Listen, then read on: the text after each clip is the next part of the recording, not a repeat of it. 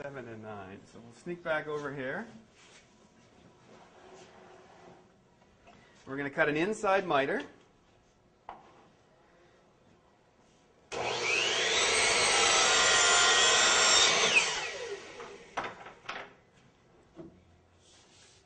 Now, if you can see on the inside miter of here, there's a long point. So I'm going to just measure from the long point to get it. So you can see it's real easy to hook your tape on that long point there. Okay, so it's not like we're guessing where it has to go or anything.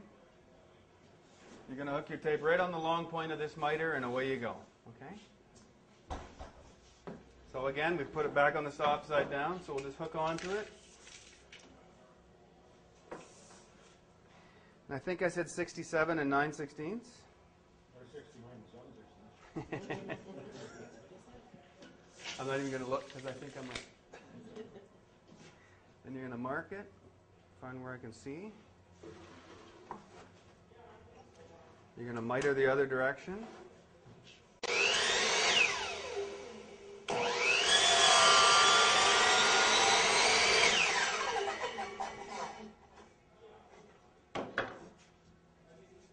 I bet you that MDF dust is really good in this coffee.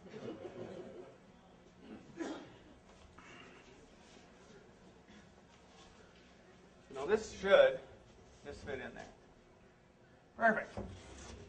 So we're not going to worry about that for a second. This way they're just straight 45s or 22.5 degrees, whatever the angle of your wall is. You're not going to worry about much more than that.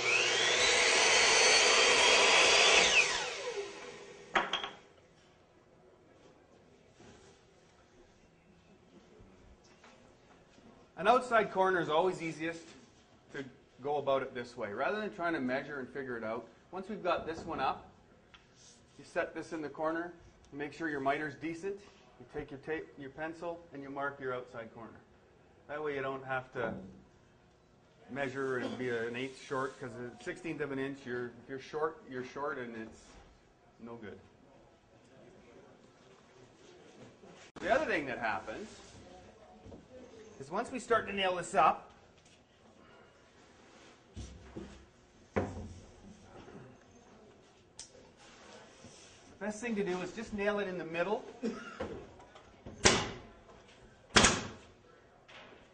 And, oh, thank you.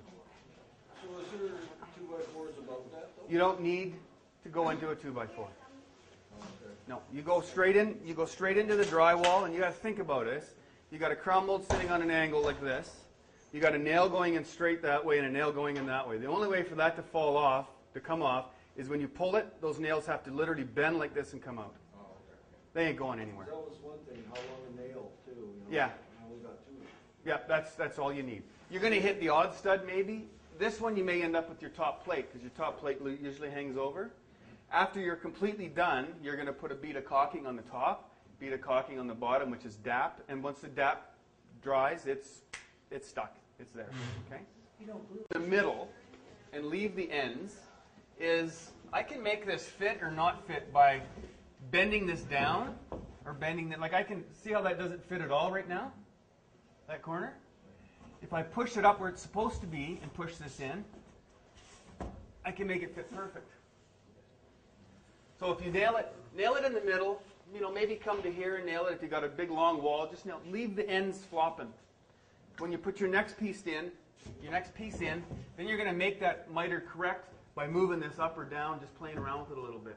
Rather than nailing it solid to here, to there, then come the next one in and you go, oh, it doesn't fit very good. If you move that molding up a 1/16 of an inch or down a 1/16 of an inch, nobody in the world is going to see it from sitting at your dining room table. Yeah, Oh, I broke the pencil. So when you get your drywall mud on your corners, though, it's not flat wall like you have there? That's why you caulk the top and the bottom. You're going to hide that. There's no way you're going to get it perfect because your corners are not 45. Yeah. Right? That's the saving grace with doing primed or MDF or finger joint pine moldings, because you can caulk it.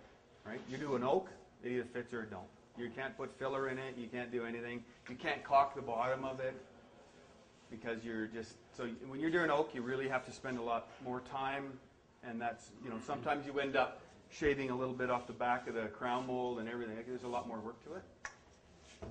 If we stick this up there now, we got a perfect miter. We'll just give her one of these. I'll just sneak over here.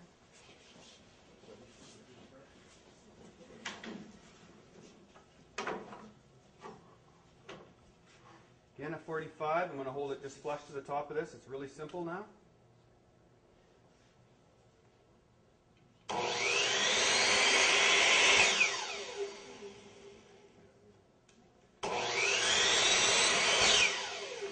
Okay, $700 glasses, and I'm looking over top of them to see the line.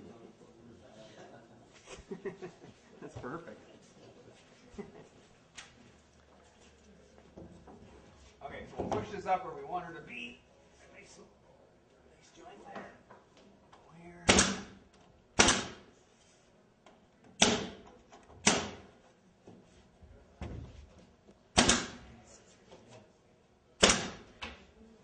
But see, that's what I meant. Smooth and it just, but this looks simple, easy.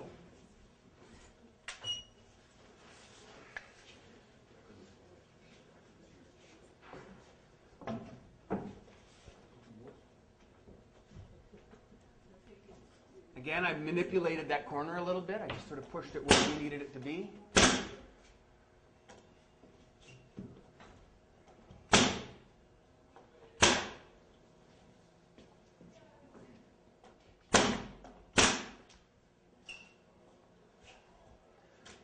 So we've done an inside corner. We've done an outside corner. We've returned it into the wall.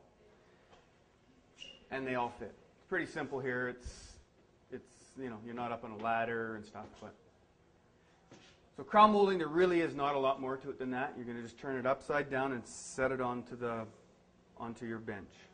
And if you crown that sits on top of the cupboard. it cuts exactly the same way. Yep. Yeah. What you got to do is you got to, however you want to cut it, or however it's going to sit on your cabinets, is how you have to cut it. So if you move it up 1/8 of an inch this way and cut it, it has to be how it's going to sit.